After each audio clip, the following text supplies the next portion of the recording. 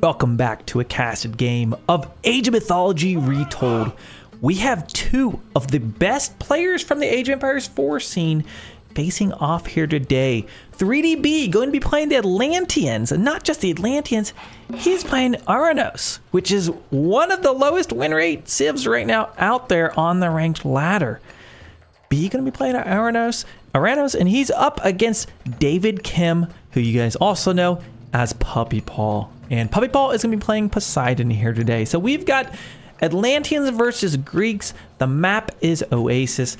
And I'm very, very excited. I saw these two playing out on the ranked ladder. I'm like, oh, we got to see what they're doing. I got to see what they're doing. This is going to be super fun as they're obviously learning how to play Age of Mythology Retold. Let's see what B is doing here with the Atlanteans. He's opening up.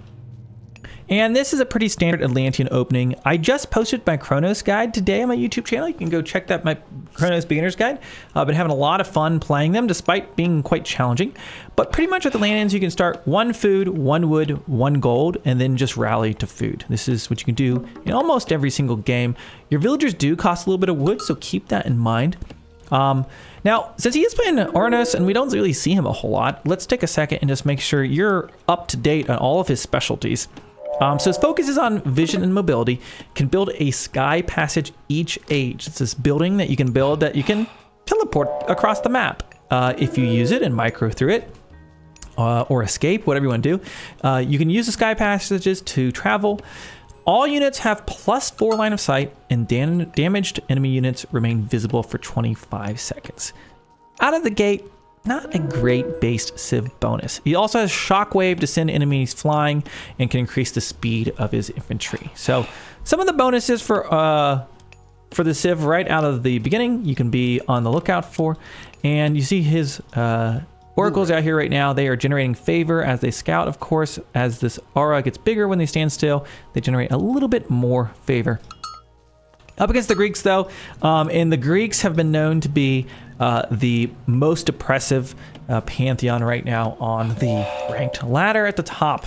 So we've been seeing a lot of Greeks, Poseidon being one of the better ones. You see a lot of Hades plays as well. And Puppypaw, he used this lure right at the beginning, which is Poseidon's special god power. He gets right out of the gate, and it spawns a few chickens, lures some animals from across the map, and gives you a nice boost of food. Okay, what are they aging up with?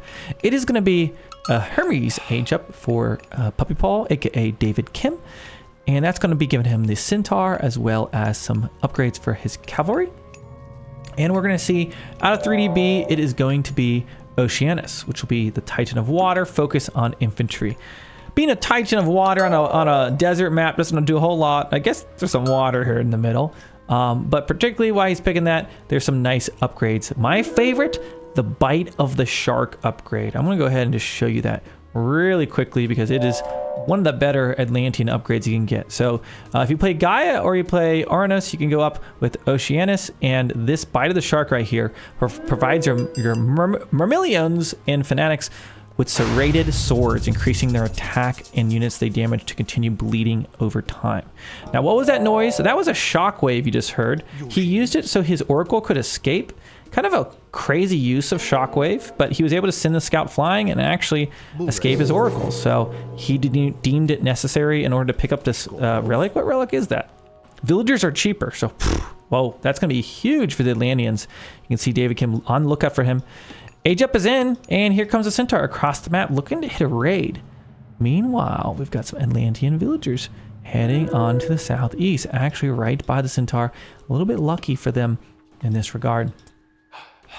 He has just now heroized this oracle, so you see now he just regained up to full health. That's because he paid to turn him into a hero. Or maybe he killed him with the Caladria. Might have been a combination of things. I'm not entirely sure what happened right there. But we do see the counter barracks. So he's going to be training up Terma, which is a ranged counter archer. And he's going to be heroizing it because his goal is going to be to chase down that Centaur, and heroes will do bonus damage to myth units. And he can actually combine this. Caladria can slow down the Centaur, and then he can fire his javelins at it. You can see, not 100% accuracy. A few of those shots missed, but he should be able to get him to run away. He's going to escape with his life, it looks like, for now. He's using that Oracle just to keep a line of sight out in the field, just to make sure his raid's not incoming, so he can run if they do. A little bit of a risky play, certainly, especially with this kind of raid style that David Kim is going for.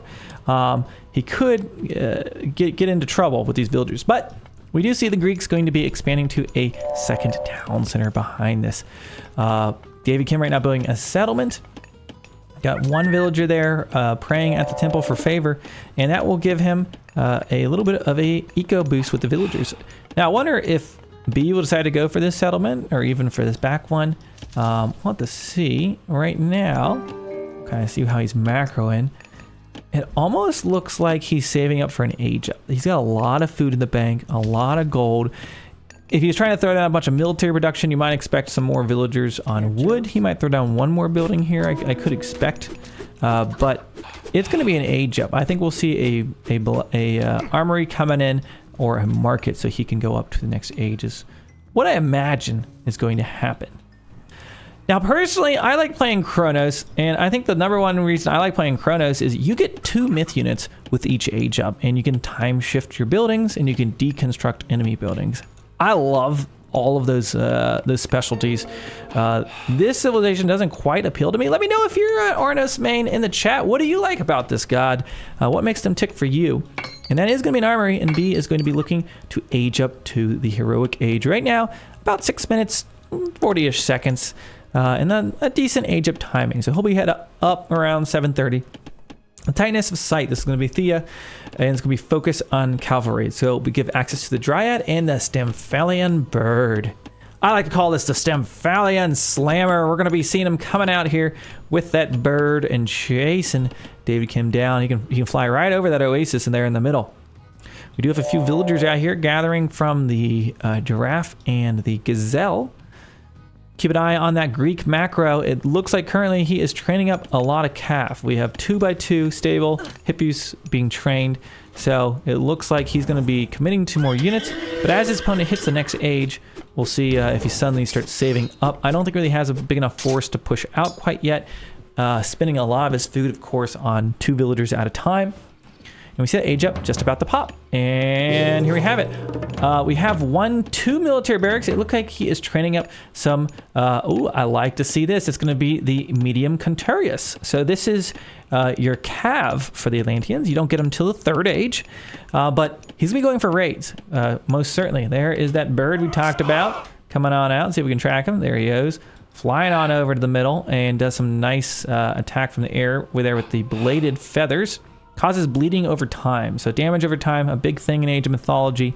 Always good if you have a unit that can dish out some DOT. And let's see how this goes. We've got Contarius. Obviously, they're good against ranged soldiers. None of these are ranged soldiers. So right now, it's kind of I guess a soft counter. Not really countering at all. But these are rather good units in general. So nice to have in a fight. We do see that the tree has been dropped down. Where did he use that, by the way? Right there at home. Okay, the Hesperides tree, and he can train up those dryads. There they are. Good for tanking in a fight. And it looks like he's going to be trying to push the food of David Kim. It's a little bit of engagement. We do see the Centaur hitting some shots. I do want to call out, by the way, he built a sky passage down here in the south so he could escape. And I love this usage. Early on I said, well, he's going way down there. It's very dangerous. He could get raided. He built this early on so he could escape through it if he needs to. A great way to use that civilization bonus should he need to. And we do see right there the Caladria able to slow down some units so that the Cav can catch and kill them. And oh my gosh, we've got a Shockwave and a Carnivora used together, but it's going to be the ceasefire called in by the Greeks in order to save himself some time and get out of there. That was going to be just an absolute amazing fight for him. By the way, just right now, Poseidon's secret coming in. Thea steals Poseidon's secret knowledge, making cav units cheaper. Oh my gosh, he just stole... It's funny, he's playing against Poseidon right now. It would be cool if there was a civ that had an upgrade that just steals a random upgrade from your opponent. That might be maybe too much chaos, but that would be fun. Or like in Mario Kart, you could steal the enemy's item. You could steal their god power or something. That would be insane. Okay, future expansions devs, are you listening? Okay. So he takes up the tower. Poseidon, of course, spawns his militia as enemies go, as unit buildings go down. Can be dish out some damage now with his army. We do see 1, 2, 3 centaurs can be able to dish out some of the area of effect damage. We also have the Nemean Lion, which can stun the enemy army. He doesn't have any siege here. Decides he's going to back off, not take that fight on a town center. Probably a wise one at that. I'm continuing to train up more of these medium Contarius right now. I keep hovering them down here, but they don't give you a tooltip if you hover in the UI. Why would they? That would be insane. B using this time to focus on researching some of his techs. Right now he's getting copper weapons, which will improve the attack of all of his human soldiers, heroes, and buildings. And then he's also getting his copper armor, which will be helping with their hack attack defense, which will be against swords. Now the Dryads have pretty nice attack here when it comes to taking down town centers. You can see here they've got 22 base damage. That's quite nice for their hack. Crush armor, pierce armor, hack armor, hit points. I thought there was like specifically a crush damage on here, but I don't know where it is or if it shows. Here we go, big fight coming up. And David Kim turns half of the Atlantean army into swine at the same time, killing the remaining. That town center was almost dead. He perfectly timed this. It was down to 100 HP. David Kim with an absolutely massive hold. Oh my gosh, the bird goes down. Oh, a brilliant use of curse. Can Audrey 2 hold on out there? It looks like it's going to be going down. Feed me. Okay, and the Greek army surges forward. This is an entirely medium hip use and centaur army with a few heroes and myth units sprinkled in as well. Got more heavy Contarius now. Getting stunned though, taking a lot of damage just there in those initial moments of that stun. On the retreat, Dryads trying to get in there to help slow this down. Of course, the heroes will do bonus damage against them. A few citizens being picked off there on the north side. Trying to turtle up. Does he have what he needs to take this? More Dryads coming in. Gonna be trying to defend his citizens. B is back in the corner. I don't know how he's gonna get out of this. This is gonna be very, very challenging. He is getting some raids in right now on David Kim, but still not enough to get him up on villagers at the moment. There's engagement. We got the centaurs going in on that cav. Hippies continuing to amass, and it just looks like this Greek army is growing and growing with no end in sight. We've got the Nemean Lion trying to siege the town center a little bit there, but decides to back off. That tech right now is going to be the golden apples. Aphrodite causes villagers to produce favor from temples faster. So he's really going for more favor, going to lean into those myth units even more. David Kim looking really, really good.